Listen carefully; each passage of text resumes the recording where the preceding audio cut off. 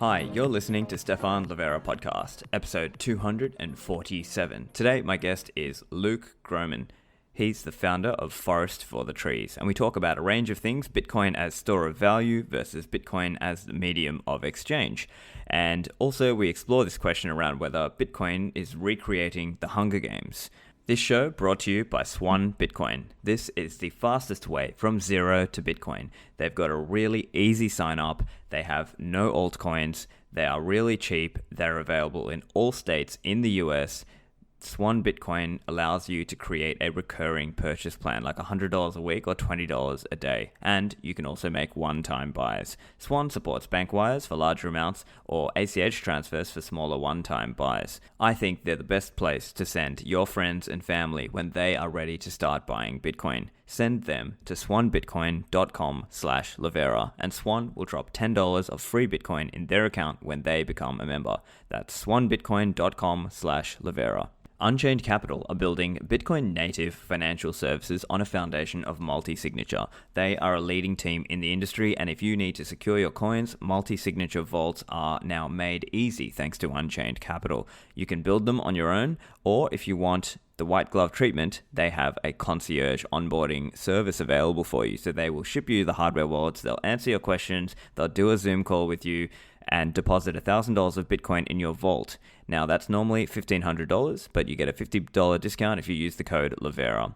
Unchained Capital also offer an OTC desk. It's a great service for anyone interested in using it as part of your Bitcoin retirement accounts, and they offer advanced business account features as well. Go to unchained-capital.com to find out more.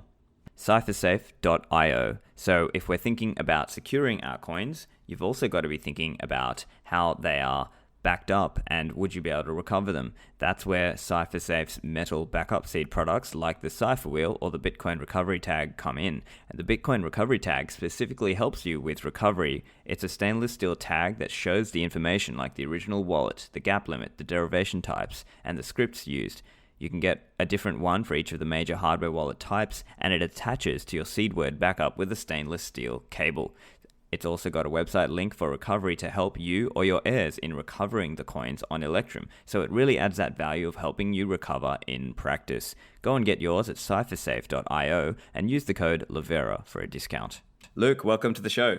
Glad to be here. Thanks for having me on, Stefan. So Luke, you've been chatting a bit about Bitcoin recently and thought it'd be great to have a chat with you. But first, could you tell us a little bit about yourself and I guess economically, where would you place yourself? Sure. So by way of background, I spent almost 20 years on the sell side in investment research and investment equity sales, a couple different regional brokerage firms in the Midwestern United States. We were doing very bottoms up in the weeds type of fundamental research, pioneers in both of those at both of those firms. At both of those firms, I had a role where I was one of the founding editors of a weekly product that we put together that married both our deep fundamental work with macro and thematic work I was doing on my own, and both products ended up being very popular with our client base. And as we went into the 2008 timeframe, and then in the aftermath of it in particular, where the world was becoming increasingly macro and central bank driven, I was spending more of my time doing that. By 2013, I was looking to do macro full time. I had a conversation with my partners to talk about me doing that, and from a marketing standpoint, we just couldn't quite figure out how to position a macro product in the way I was looking to do it with what we were known for in terms of that deep in the weeds, bottoms up fundamental research. So we decided the best thing to do is part ways amicably, and I hung out my own shingle as FFTT, which stands for Forest for the Trees. And in early 2014, what we do is aggregate a large amount of publicly available data from a whole disparate array of resources and trying to identify developing economic bottlenecks. And because it's been my experience throughout my career over the last 25 years now that excess investment returns accrue to those areas set to either benefit from or be hurt by economic bottlenecks. And so we're just looking for things that are coming to a head, whether that's things like the housing bubble in '08, or whether it is tech bubble, or whether it is the benefits where something we discussed a lot last year, where the Fed was going to have to step in and increase their balance sheet in a big way, and that implied positive things for certain asset classes.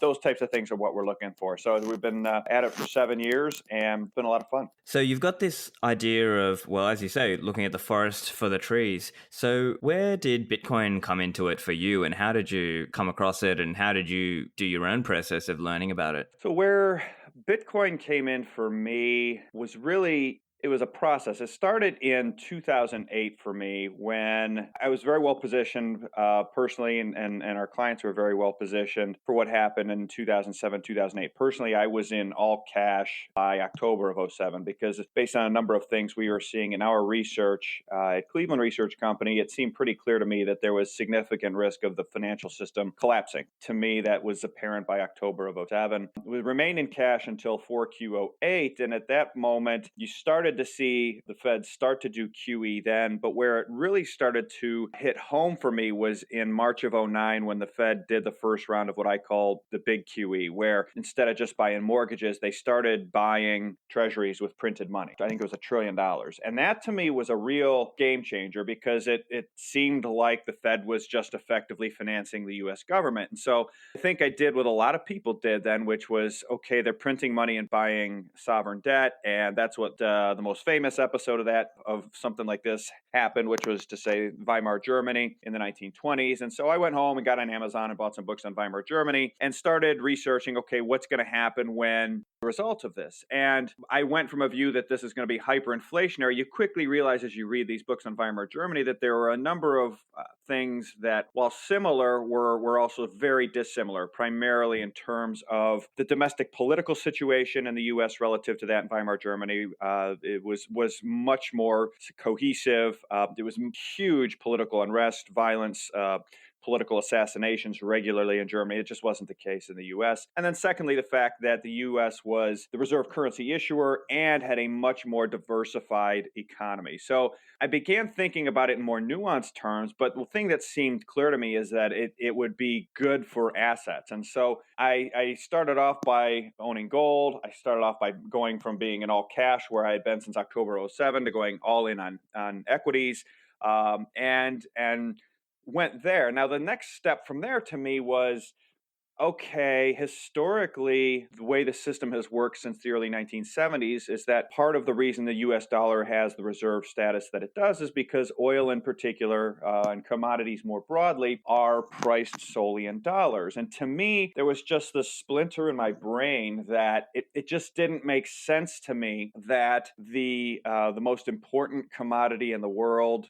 oil, could still be priced or maintain sort of the same pricing as it had always had in a currency that was just being printed and then spent the way it was happening. And so I began to think that it just didn't make sense to me that would happen. And so there needed to be some other pricing mechanism. And then from there, so I started with gold. At any rate, when I started hearing about Bitcoin, which was probably about 2009, 2010. I didn't know where to buy it. I was intrigued by it, but it just seemed, to be blunt, just too painful, too faddish. I didn't understand the technology. I think a lot of people at that time.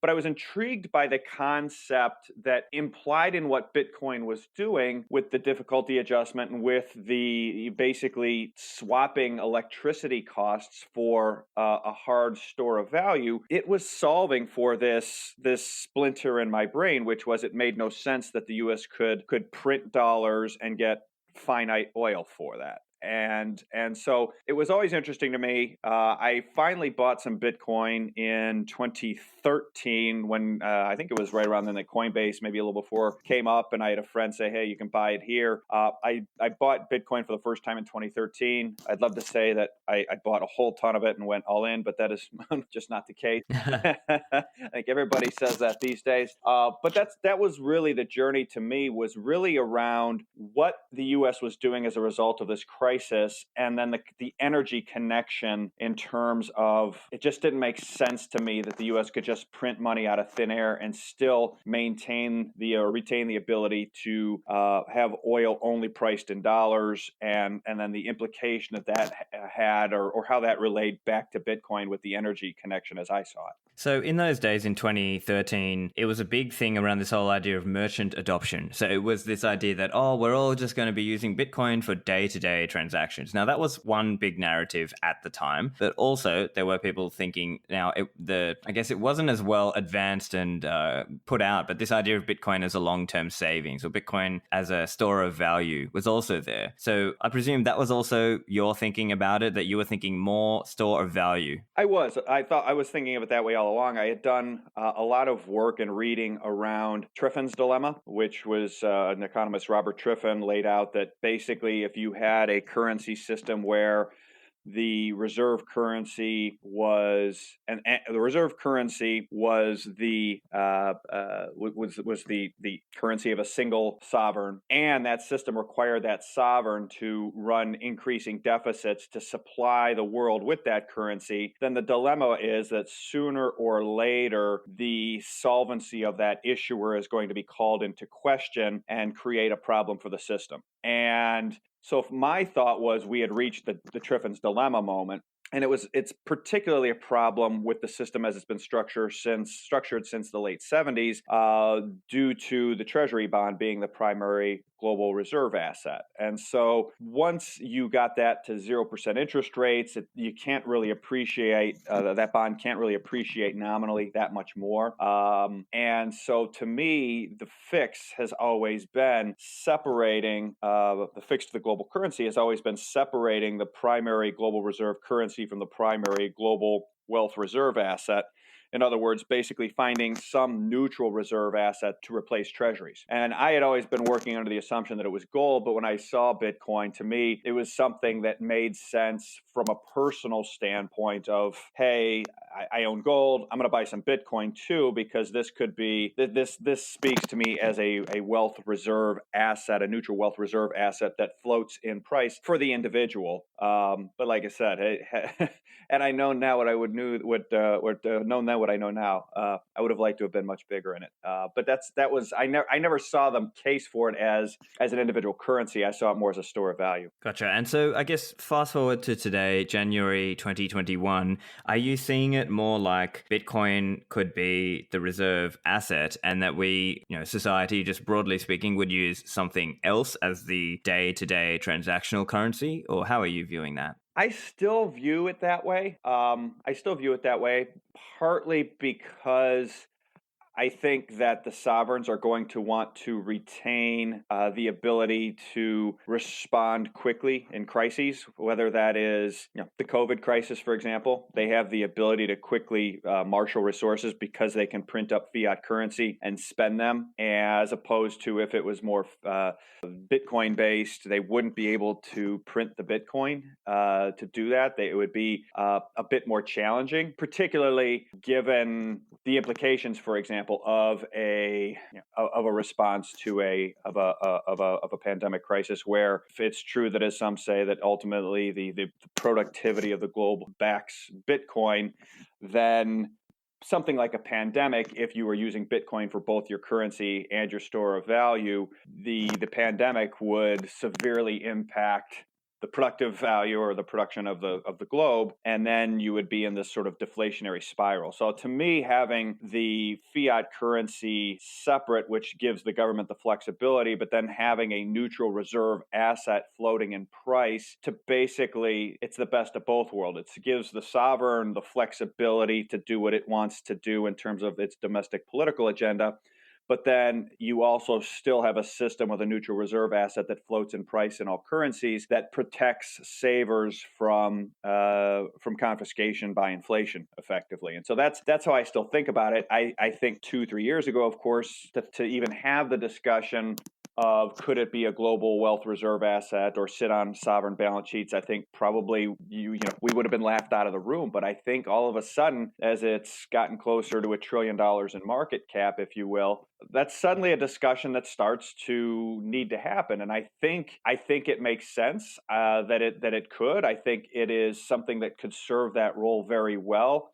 it's ultimately a political question of sorts, but I think you can make the case there are sovereigns that actually would prefer that to gold. And it's going to be an interesting discussion to see going forward. Right. And I suppose, so for me, I would see it like, I think, okay, so first of all, I guess separating what I would want to happen and what I think ideologically should happen, right? I want the government to be smaller or zero if possible, but recognizing, as you said, that politically, that, governments will want some level of control, and typically they want to be able to stimulate, and they want to be able to say, look, we did this and we helped fix it, or we helped, correct the imbalance. And so I guess to that extent, they would still want to have some form of fiat money and some level of control into how people are transacting and spending and so on. So I suppose the question then is that really more like a shorter to medium term thing? And as over time, more and more people will literally just be holding Bitcoin, and they'll see the number going up on one side of holding Bitcoin, and then they might eventually try to transition more and more of it over into the Bitcoin economy, even from a transactional point of view, not purely a store of value point of view. I think it's a possibility when you start thinking about it. And I think it was a conversation that you and I had on Twitter, where when we started that conversation, I felt much more strongly about that separation of medium of exchange and store of value was the solution. But the more you and I interacted on it on Twitter, the more I could see clear to what I think is the point you're making, which is the more the government spends, the more deficits they run, the more there is an incentive, the more the price of Bitcoin is going to rise, and the more incentive there is, like you said, to basically to save in Bitcoin and not to save in, not to store any wealth in government fiat or the paper associated with it. And that feeds on itself. And I hadn't really thought of how that feeds on itself, but it does. I mean, it's almost a little bit like Bitcoin in that case is almost like the punctures in the hull of the Titanic, right? In the movie 25 years ago. God, I'm dating myself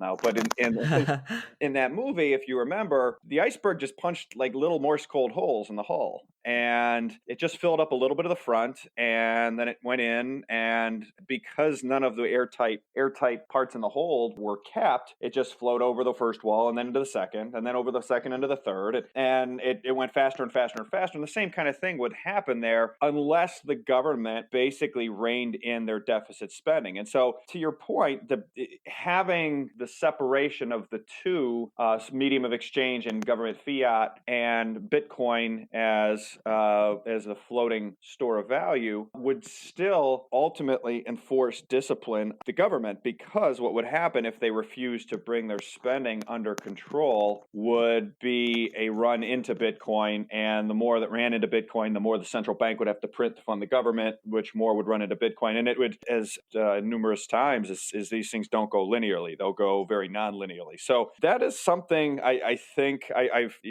as a result, in no small part of our interaction a month or so ago, I've thought a lot about and I've wrestled with, and I don't know the right answer other than Bitcoin really it ends up serving as the smoke alarm that they can't disable, that they, being policymakers, can't disable as they have with others, because the way for them to disable it is pretty simple mechanically.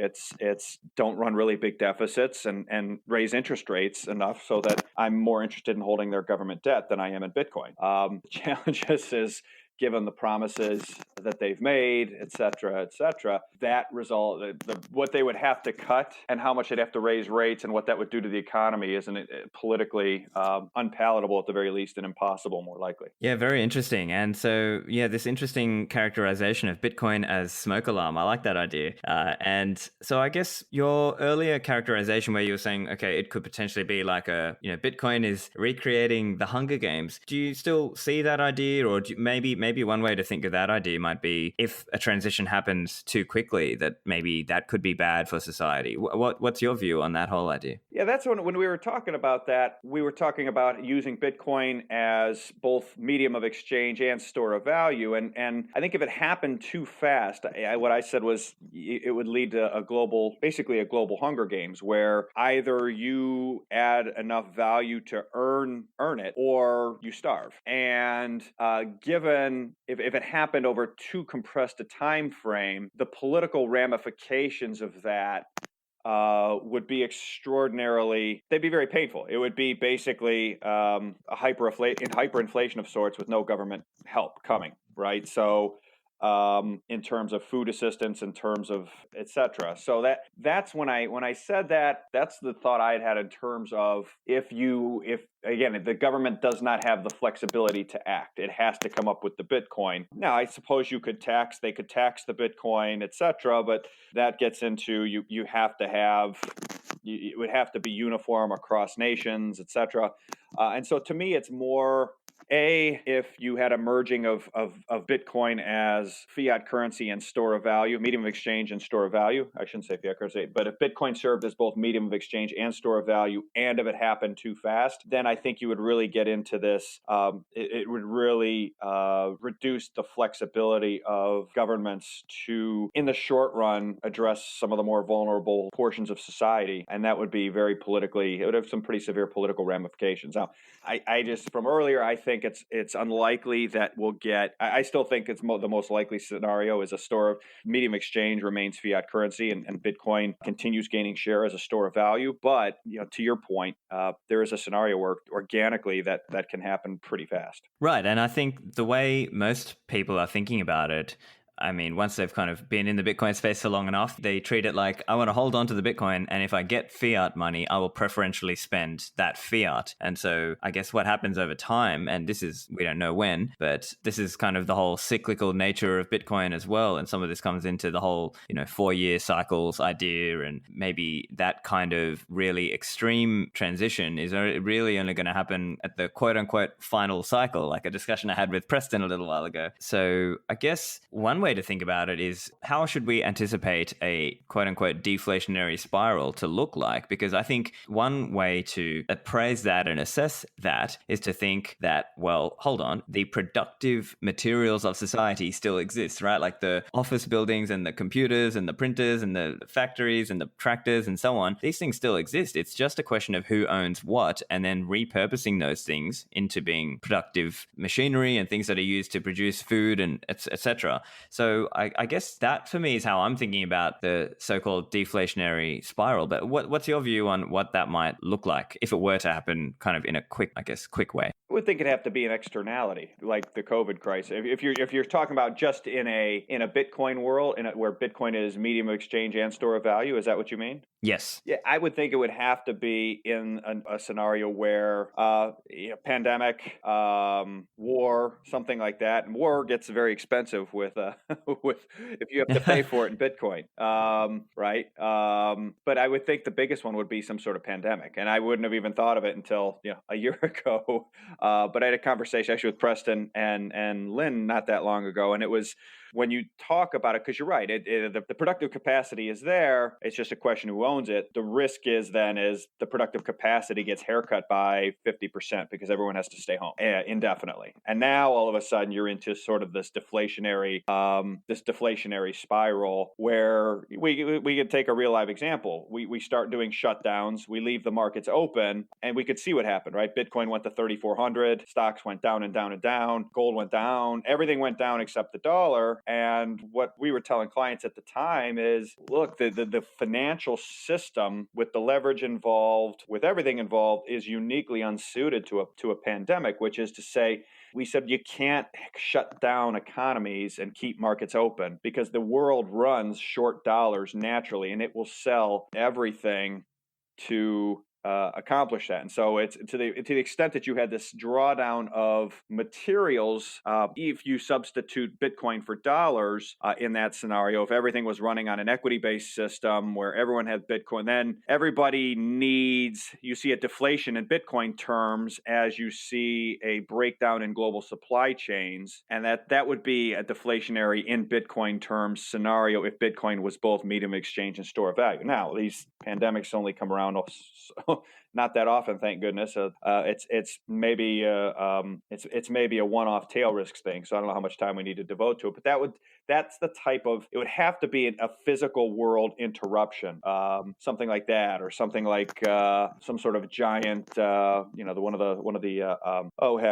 rays from the sun that periodically can come and in theory wipe out big parts of the electrical grid, something like that, where it's a physical interruption would be deflationary instead of some sort of market event, if that makes sense. Right, I see. I get you. Yeah. So I guess it's also about, how does society adjust to that? And look, I think no matter what monetary standard the society is living under, it's, that those kinds of things can cause a shock and they can cause an issue to the market, whether we're using US dollars or we're on the Bitcoin standard. So I think that's one point there. I'm also curious. So my friend Safety Namusu, you might have read the Bitcoin Standard. One view that I've seen him share is this idea that if we consider the world as it is today with the fractional reserve banking system as new loans are created, that's the creation of new money. So Safety's view is actually, one view I've seen him put is this idea that because Bitcoin is more like an equity-based system, more people might just save into Bitcoin and it might become more of an equity-based system. And in some way, it might slow the creation of new loans, which in turn slows the creation of new money. So I'm wondering whether that might actually create less demand for holding dollars because there's less demand for borrowing dollars. What's your reaction on that idea? I would think there'd be less demand for dollars as Bitcoin gets bigger. It ultimately is such a hard currency. It resembles a gold standard in a way, where historically the governing mechanism of the gold standard, right, was when the sovereign is being irresponsible in terms of deficits, you show up and you demand gold. And the way the sovereign gets the gold back, and for many decades, centuries, excuse me, that was the Bank of England would raise rates. So if the UK had a big expensive war and there were concerns about the pound, so people would go to banks, take gold out. That gold would flow away from London, and then in order to control that, the Bank of England would have to tighten policy, raise rates, and make sterling more attractive than gold relative to what was happening in the world, and basically call that gold in by raising rates, by strangling the economy, by putting things into a deflation. And it's kind of similar here, where you're seeing the run into Bitcoin happen in real time. I don't think anyone can argue that isn't happening. And the reason that's happening is the fiscal situation of the reserve currency issuer, the US and Western sovereigns more broadly, is a mess. And they're paying, the way I've looked at it is the last 12 years, the growth of US federal debt has risen by between 9 and 10% CAGR. Maybe it's 8 to 10% CAGR. And the coupon on that's never been more than 3% at the long end. And so you're the money supply, if you will, the supply of debt out there is growing anywhere from 500 to 800 basis points faster than the coupon on that is, right? So you're on one measure, it's a significantly negative real rate relative to the issuance of debt. And so the fact that there is a release valve, that Bitcoin is a release valve that can't be manipulated, I think is doing exactly what Safety said, which is it's like a gold standard, right? The way that this has been, that why gold hasn't worked is the gold has been managed by allowing unallocated paper derivatives to expand as fast or faster than the debt and the money supplies. So if you have paper claims rise on gold, and because gold's centralized, and most people won't take physical delivery, you can control the price of gold. So the smoke detector of gold has been managed by policymakers in this way, and that's allowed them to expand the money supply more than they otherwise would have if these paper derivatives didn't exist in gold, if the unallocated paper claims didn't exist and weren't able to expand as rapidly as they've been allowed to expand. Bitcoin doesn't have that. And so what Bitcoin's price is doing is it's just telling us what's happening. And there's, I think, a catch-up aspect to it, and I think there's momentum chasing aspect to it. And the underlying fundamentals, I think, are this escape out of fiat currency whose supply is growing well in excess of the interest rate that people are being paid to hold it. And the governmental officials can stop that anytime they want. All they have to do is really ratchet back spending and or really ratchet up rates, right? So it's basically running the old bank, what the Bank of England used to do to bring the gold back. is really all policymakers, and in particular the U.S., have to do to bring Bitcoin back in. The challenge is that the political implications of slashing spending, the market implications of raising rates enough to do that, I think are at a point where they couldn't do that without forcing the U.S. to default on its own debt, which means they can't do that without, and they're not going to default nominally. But what I'm saying is that basically they wouldn't be able to pay the interest or pay the entitlements on a pay-as-you-go basis without help from the Fed, which then gets us right back to the point that they can't do it. So I think the way you described, the way he's describing that, basically Bitcoin is serving as a very hard gold standard. And I think up for most of its life to date, it's been primarily, sort of cypherpunks and a few gold bugs and, people like myself who owned a little bit. And I think it's really changed. The tenor of what Bitcoin is doing has really changed in the last 9 months, I think in no small part to how the crisis evolved with the U.S. back in and globally with COVID and the implications it had for the U.S. fiscal situation since March. So I think it's really when now you're seeing corporations looking at it for treasury, you're seeing institutional interest. It's become much more of a mainstream asset, which is I think the reason for that is exactly for what the reasons you described. Back to the show in a moment. Lend at HODL HODL is a global Bitcoin-backed lending platform, so you can lend or borrow anonymously on your own terms. This is a peer-to-peer solution using multi-signature escrow for every deal. You can grow your savings and earn returns on your investment. So if you have stablecoins lying around, you can create an offer and earn interest by lending. On the other hand, if you're a Bitcoiner and you hold Bitcoins but you don't want to spend them now, you can borrow against them. So you can borrow stablecoins and keep on hodling. So with HODL HODL's Lend platform, set your own terms and put up offers depending on how long you want to borrow or lend and interest rates. Go to lend.hodlhodl.com.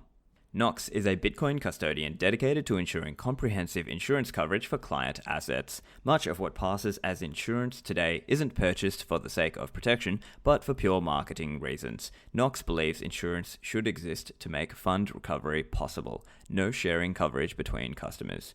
Nox takes a unique approach when it comes to purchasing insurance for customer assets. Coverage is set aside exclusively for every customer in a one-to-one capacity, all with a comprehensive policy covering a range of loss and theft events, including internal collusion. If you are a Bitcoin company, RIA, fund, trust, or family office, make sure to contact Nox to discuss Bitcoin custody and insurance. Back to the show. Yeah, really great explanations there. And I think we could summarize in terms of the US government situation there. It's kind of like either the Fed has to keep printing or the world defaults, right? That's basically it. Like if you said, Luke, I want you to stop Bitcoin.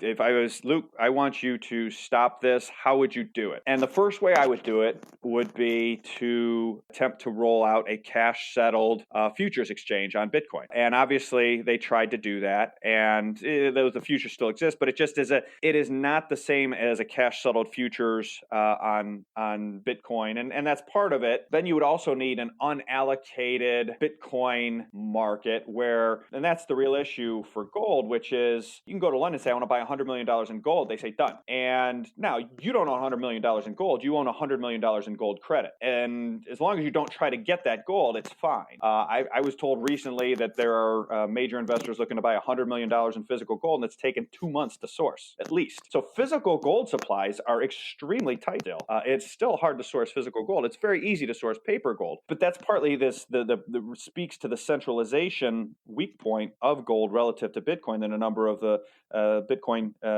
proponents have talked about, which is because gold's centralized, this can be done. Bitcoin's not centralized, and because of that, it's easier to buy quote unquote physical Bitcoin, right? I can buy Bitcoin on my phone much easier than I can buy physical gold anytime I want to do that. And more importantly, it's much easier for me to buy physical Bitcoin, if you will, than it is to buy Bitcoin futures. And so because of that, this cash settled futures and the unallocated gold expansion, it doesn't work. So step one would be to try to recreate the unallocated paper markets that exist around gold that help control gold's price. And thus far, because of the decentralization of Bitcoin, it's been very difficult to do. It hasn't worked. So So step two for me, if I was tasked with controlling Bitcoin, would be I would revalue gold enormously that sits on government balance sheets. Take gold to $50,000 an ounce in the U.S. Use the proceeds. Now, if doing that in the United States would deposit, by virtue of the calculation, it would deposit about $12 trillion into the general account of the U.S. Treasury. And they could then spend that money however they saw fit, whether they wanted to just go out and buy back $12 trillion of debt outright. They could do that. They could turn around and spend it into the economy, get some sort of multiplier effect on infrastructure. The point is that they could use it to massively delever the government's balance sheet. Because remember what I said before, the reason the government can't raise rates and sort of call the Bitcoin back in, if you will, is because they can't raise rates without bankrupting the government. The U.S. government would not have the tax revenues to pay the interest on the debt without the Fed's help. So in theory, if you delevered the government's balance sheet enough by revaluing the gold, then the Fed could raise rates enough to bring the Bitcoin back in without bankrupting the government. Now, the devaluation of the dollar against gold would likely be massively bullish for Bitcoin at the same time. And so there'd be sort of Bitcoin up huge, gold up huge, but then the government would be able to take rates up to 7 or 10 or 12% or whatever they needed to do to sort of bring the Bitcoin back in. And at that point, Bitcoiners, gold holders, etc., would have to decide, do I want to continue to hold my Bitcoin and my gold, or do I want to own the sovereign debt of the United States of America, who has zero debt effectively, or much lower debt effectively, and is going to pay me 10 or 12% per year? And that's a different discussion than the discussion today regarding our fiscal situation, the 0% yielding debt, negative real rates relative to gold and Bitcoin. So that's, I think, sort of the discussion when you sort of think about, okay, hey, what would you do to bring it back in? But until you do one of those two things, yeah, they're in a tough spot where they being the United States government, can't make they can't make their obligations nominally money good without help from the Fed, basically, if they raise rates. Yeah, so interesting thoughts there. I guess my first reaction with the idea of the gold revaluation is that it's effectively like trying to play an accounting trick to try, because it's not that the US magically would have more productive resources all of a sudden. It's just kind of revaluing and saying, oh, well, actually, all this gold we have, we're just going to treat it as though it's worth more than what it was before. And so I guess that's probably, I don't know how easily that would fly amongst the international community. I mean, potentially, I guess if there's enough kind of sense of power being projected by the US government. And I guess the other point I'm curious what your thoughts are is on this idea of trying to raise the interest rate to, I guess, give people more incentive to hold US government debt. The problem I could see, or one problem I could see, is that Bitcoin returns have, I mean, if you look at, over the last 10 years or so, it's something like 200% return per year annualized. So it's almost like they would have to bring the interest rates so high that it would just be crazy. So I guess the point you were saying is that it would have already gone up a lot as a result of this. And so maybe at that point they could try to, encourage people to hold US government debt. Is that how you're thinking about it, or how are you thinking about that? No, I can't remember. It was Saifedean's book that made that point, that when you look at the return, the amount of the interest rate that would have to be paid on sovereign debt to make that competitive. I don't know if it has to go to par, but the point stands, right? I don't know if it's 200% or if it's 100, if it's 20%. I don't know what that number is, but it's very high. It's not 3. It's not 5%. Yeah. Good, right? Yeah, exactly. Some of that would depend on the fiscal situation. Some of that would depend on, again, is it a gimmicky and wonkish in terms of that gold revaluation? Absolutely. That said, it's no less gimmicky than what we did to the world in 1971 when we said, yeah, we're going to back it in gold at 35. And then one day President Nixon got on TV and said, hey, kidding, it's your problem now, right? I mean, and it's no different than what FDR did in 1933, right? Which was, hey, it was 20 yesterday, 35 today. Have Have a good day, right? So it's we've done these things before, and it's just been a long time, and so people think we won't do it again. I mean, it was, we did it in 2002. Hey, Iraq has weapons of mass destruction, and you're all either with us or against us. And so it is gimmicky, it is wonkish. It would work to devalue the balance sheet, and then if you delever the balance sheet, you're also, by the way, going to be having an economy that is absolutely soaring in dollar terms, right? Because of the inflationary, the dollar will be falling sharply. You'll have inflation. Economic growth would absolutely rip. So it would be, it would effectively amount to a reset, and you would have to raise rates to a really significant level. And so the question would be, what would I, as a Bitcoin holder, say that would take Bitcoin to? I don't know. It's at whatever 35,000 today. After they take gold to 50,000, let's say Bitcoin goes to 500,000. At $500,000 with the U.S. government balance sheet, largely delevered, would I want to have my Bitcoin holdings making 12% in the U.S. government? Maybe.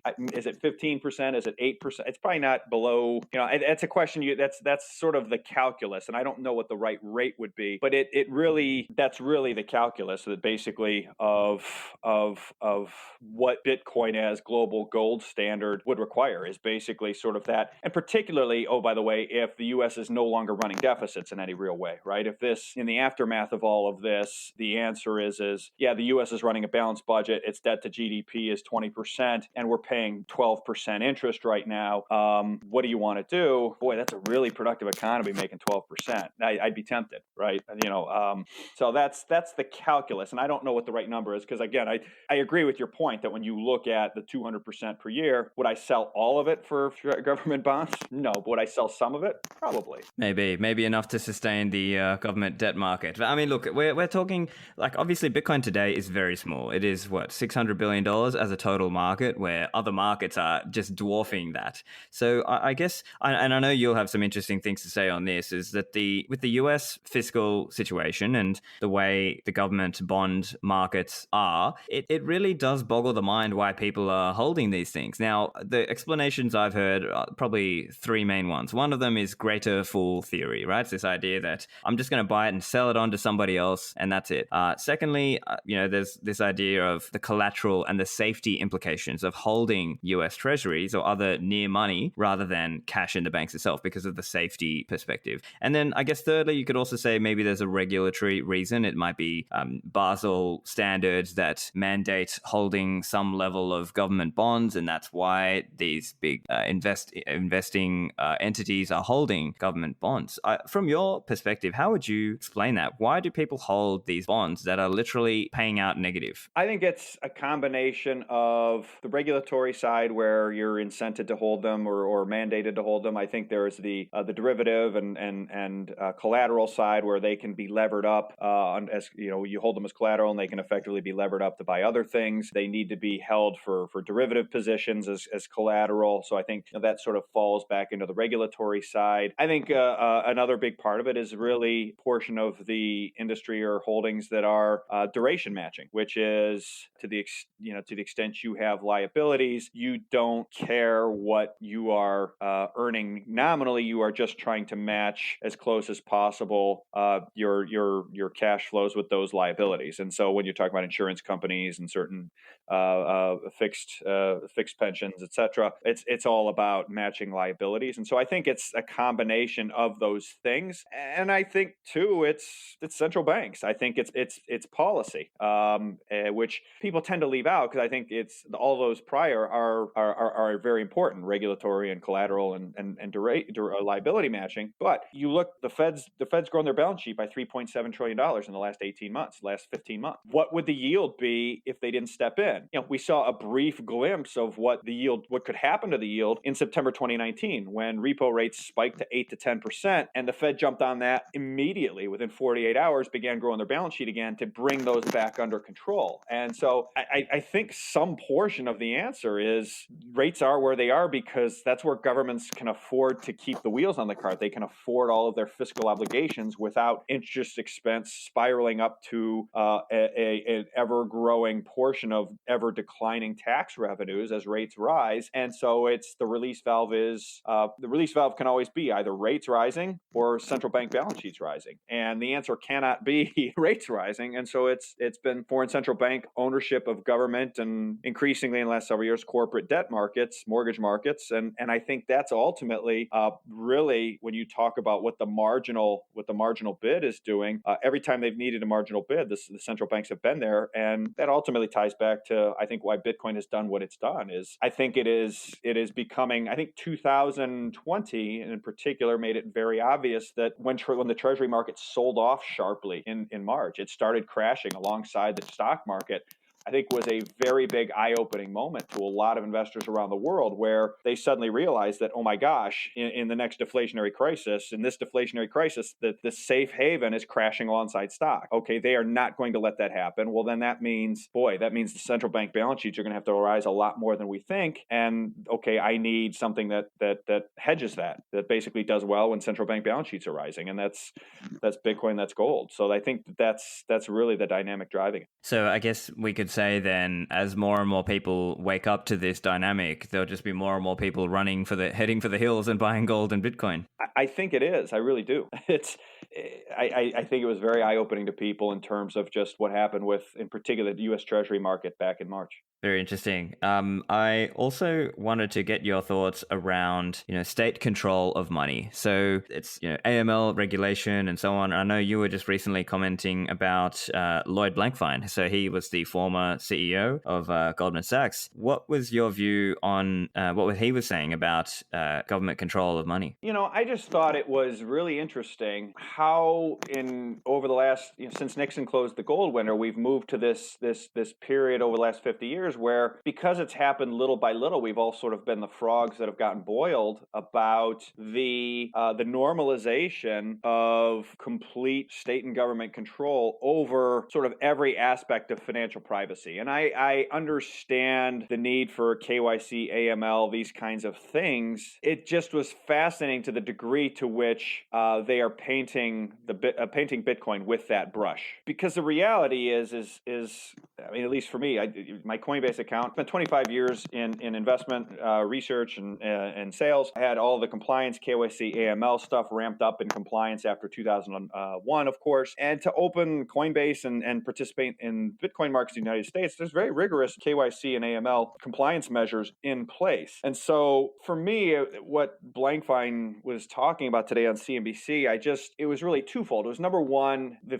focus on Bitcoin as it relates to KYC, AML, when those measures are already in place. To me, it seems a bit disingenuous. It feels like they don't like the message of what Bitcoin's price is telling them, and so they're trying to beat it over the head with the KYC AML club. And then from a bigger picture perspective, it's just interesting to me to see the CEO of a broker, a former CEO of arguably one of, if not the most important systemic brokerage firm out there, effectively sounding like a CCP apparatchik, right? In terms of just, hey, we need to make sure the state has control over the money and over the, so we know where all the money's flowing and all this stuff. And it is, to me, it's the very antithesis of sort of where we started this process 50 or 60 years ago, where there was it was much more capitalism from the ground up as opposed to from the state down. So it just struck me just hearing him say that more than anything else. Yeah, we've just seen this continual erosion of people's any possibility of having financial privacy, and it seems to me that people have just overwhelmingly accepted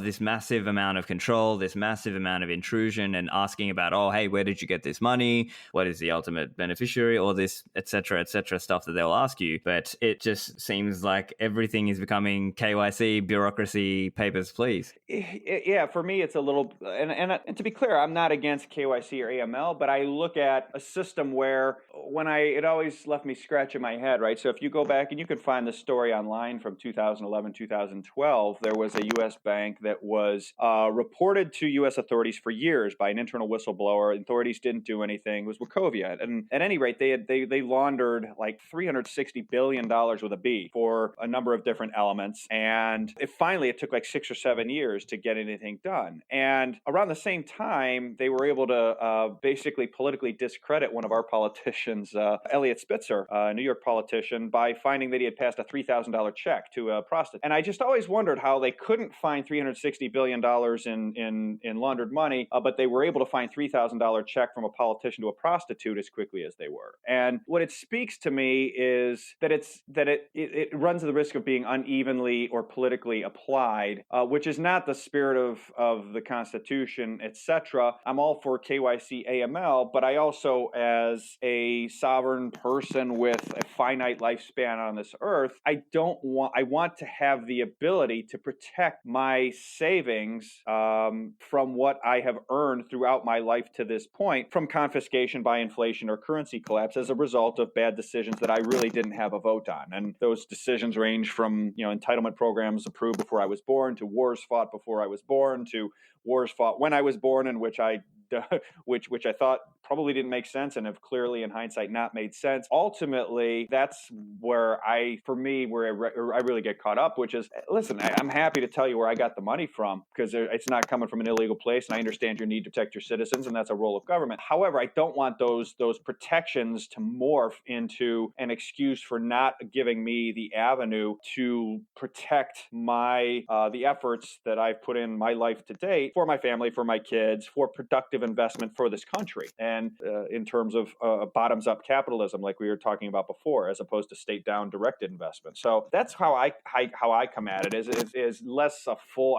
I'm not a full-on libertarian. Hey, I don't want any. I understand they need to protect citizens and they need to do some of the KYC AML, but I just don't want that to be used against that lens to be used, or that hat to be used to try to stop me from protecting the real value of the work and the time and the percentage of my life that I've expended so far. Right. And I think I can appreciate that view. I would say even considering just the AML regulation, I think there was actually a recent study showing that very few actual cases of AML get discovered because of all the AML compliance. So the net result is just that all the banks and financial institutions and all of us who have to deal with the compliance burden basically end up, we're just paying this huge cost, and all this reporting goes into the government. In the US, it's FinCEN, in Australia, it's OzTrack, and so on. Basically, the AML regulator, all this reporting goes into them, and even sanctions as well. So now we're talking OFAC. All this reporting just kind of goes into them, and at the end of the day, criminals still end up using the system and manage to slip through the cracks anyway, because they find other things, they find other ways to do it. So it just seems like a very ineffective system, even taking them on their own terms at solving their own stated purpose. So it just seems a very odd and unusual system in that regard to me.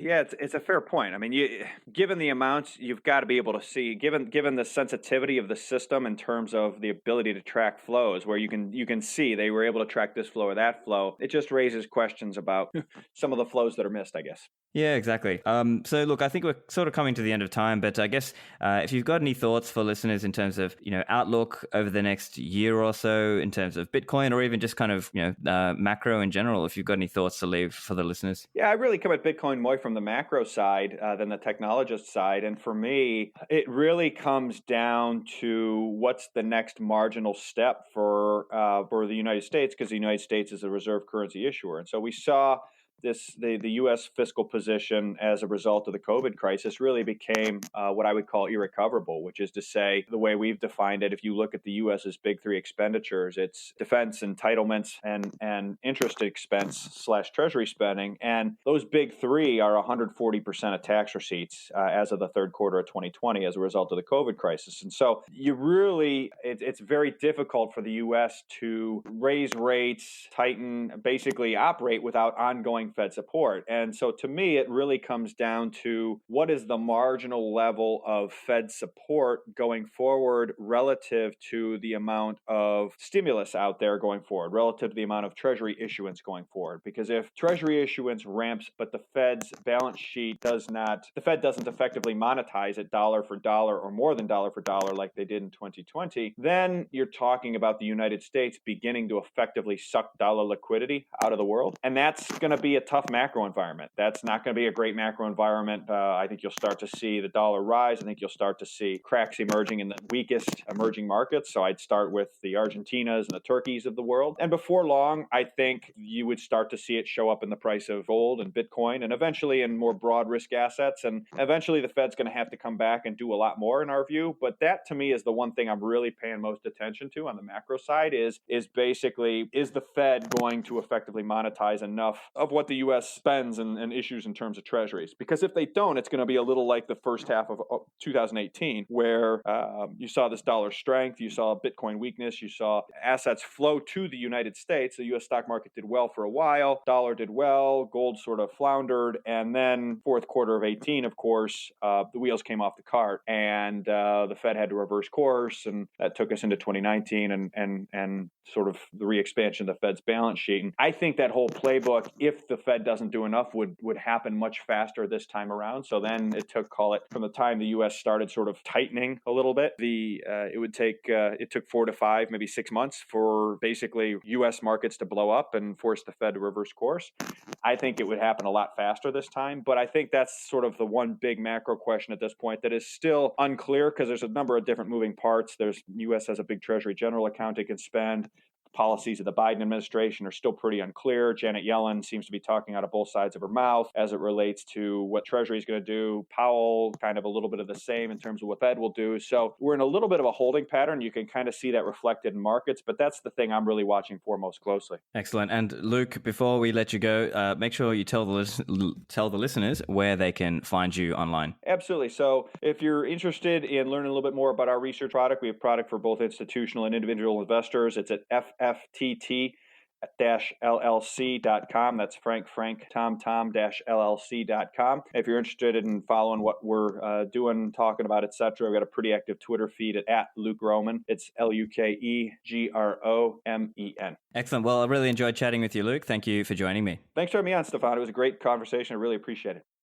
Subscribe to the show in your podcatcher applications, and you can find the show notes at stefanlivera.com/247 for this episode. Thanks, and I will see you in the Citadels.